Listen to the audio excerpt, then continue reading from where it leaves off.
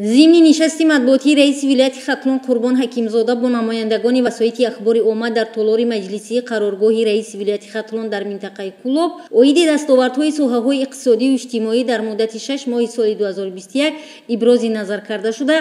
قید گردید که در این مدت اجرای نقشه اندازها با نظر داشت انداز اجتماعی غیر بودجتی در 6 ماه همگی 106.6% تامین گردیده و بودجت 902.4 میلیون سومانی مبلغ وارد کرده شد که نسبت نقشه 55.7 میلیون سومانی زیاد می باشد. اجرای نقشه اندازها 107.9% را تشکیل می دهد. با ساحه‌های بودجتی ولایت و شهر و ناحیه‌ها 1015.1 میلیون سومانی مبلغ گذاری کرده شده. 906.9 میلیون سومانی یا اینکه 89.3% مبلغ‌های بودجتی با ساحه‌های اجتماعی روانه کرده شده است. در این روند در دوام 6 ماه سال 2021 بانک‌های ولایت ختلان با ساحه‌های اقتصادی 1018.6 میلیون سومانی قرض‌های بانکی روانه نمودند که نسبت همین دوره سال 2020 324.6 میلیون سومانی زیاد می باشد. گردش مال به 4 میلیارد و 191.1 میلیون سومانی رسیده است که نسبت همین دوره سال گذشته 1 میلیارد و 129.5 میلیون سومانی زیاد بوده 136.9% را تشکیل می دهد.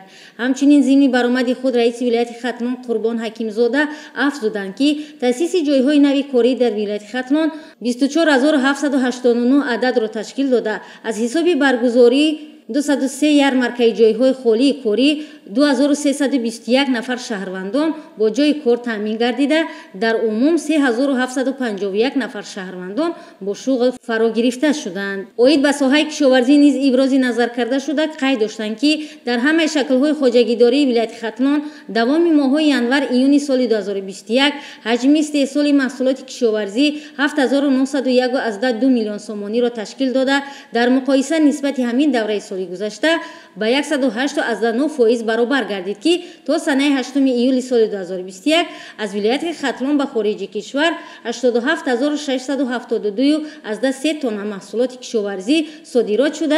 اجرای دورنما 92.3% را تامین کرد. همچنین در 6 ماه سال 2021 حجم استحصال محصولات صنعتی به 4 میلیارد و 191.4 میلیون سومانی رسیده. نسبت همین دوره سال 2020 391.4 میلیون سومانی زیاد می باشد. در 6 ماه سال روان در مقیاس ولایت ختلان 1634 عدد بنا و انشاءات استحصالی و غیر استحصالی با مبلغ 376 میلیون و 904 هزار سومانی به استفاده داده شده است. بخشیده به جشن 30 سالگی استقلالیت دولتی جمهوری تاجیکستان در شهر و ناحیه‌ها به حالت 1 ایون سال 2021 در 7261 عدد بنا و انشاءات و کارهای ساختمانی به انجام رسانیده شده به استفاده داده شدند. همچنین ضمن سوال و جواب‌ها اوید به ساحه نقلیات و راه، معارف، تندرستی، فرهنگ، ورزش، رشد ساحه سیاحی و دیگر اینفراستراکچورها سوال‌ها پیشنهاد گردیده از جانب رئیس ولایت ختلان جواب‌های عمیق و صحیح